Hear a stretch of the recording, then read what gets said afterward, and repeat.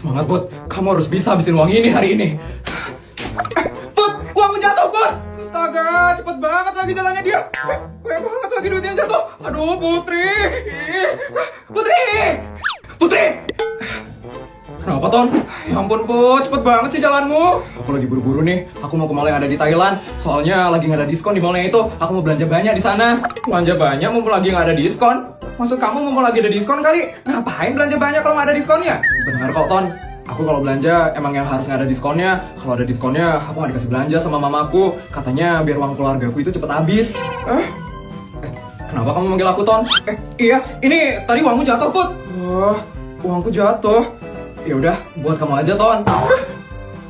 Buat aku? Ini puluhan juta loh yang jatuh, Put. Iya, nggak apa-apa. Kebetulan aku lagi ada duit lebih. Ya udah, aku berangkat dulu ya, Ton. Aku harus ke Thailand sekarang. Dah, Ton. Put. Wah, dapat puluhan juta. Modal mau duit doang. Put, makasih ya, Put.